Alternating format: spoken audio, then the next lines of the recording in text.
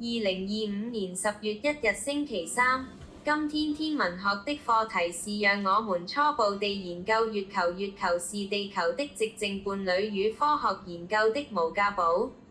作為地球唯一的天然衛星，月球自古以來便激發了人類無盡的想像和遐想，但對天文學家和科學家而言，這顆高懸天際的星球遠不只是詩歌與浪漫的象徵，它是一座記錄太陽系歷史的化石，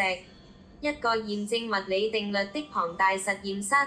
更是人類邁向太空的前哨站。其科學資料的吸引之處在於它能解答關於過去、現在與未來的核心問題。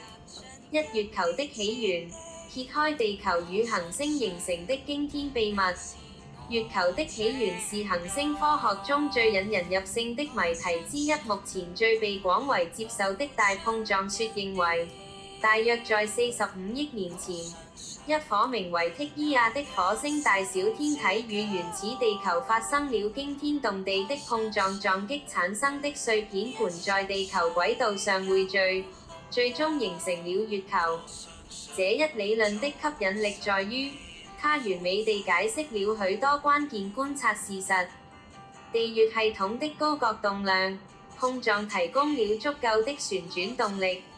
月球相對較小的金屬核心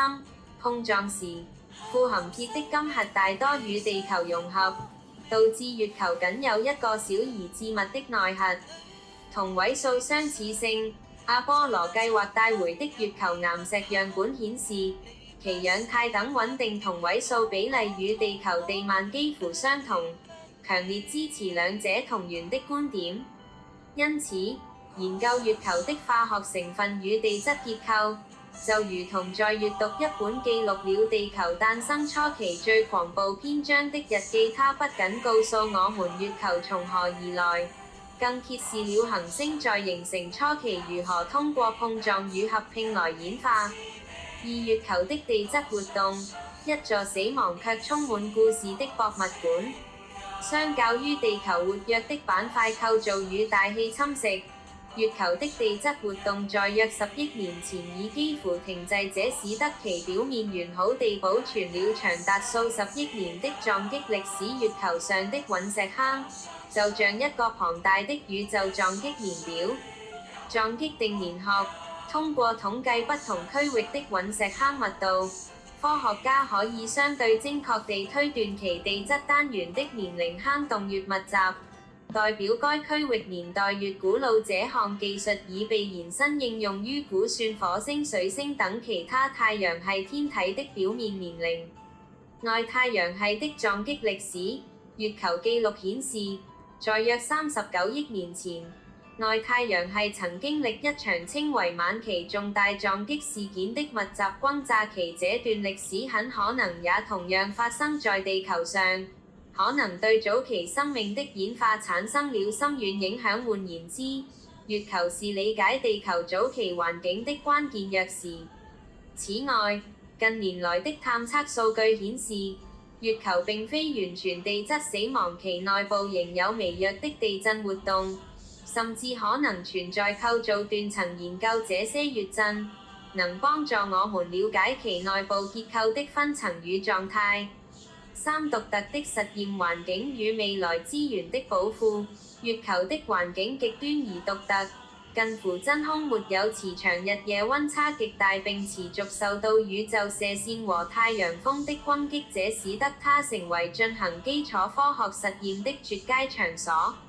基礎物理學實驗，在月球背面，由於月球本體的阻擋，可以完全隔絕來自地球的無線電干擾，是進行低頻射電天文學觀測的理想地點，能探測宇宙黑暗時代的第一代行星信號。生命科學研究，月球是測試人類在長期深空任務中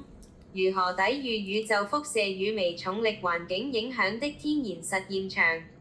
資源利用，科學家最感興趣的資源之一是月球極地永久陰影區內的水冰。這些水冰不僅能支持未來月球基地的生命維持，更能通過電解製成液氫和液氧，作為火箭燃料，這將使月球成為人類前往火星乃至更遠深空的加油站。結論：對科學家而言，月球的吸引力是全方位且無可替代的。它是一本歷史書，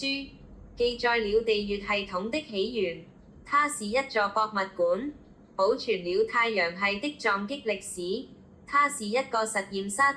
提供了獨一無二的科研環境；它更是一個資源庫，蘊藏着開啟太空時代新篇章的關鍵。因此，每一次對月球的探測，都不僅僅是對一顆衛星的探索，更是對我們自身家園地球的更深層理解，以及對人類作為一個太空物種未來命運的關鍵投資者夥寂靜的伴侶，將持續以其沉默的訴說，引領我們解開更多宇宙的奧秘。全文配樂：信心的宣告。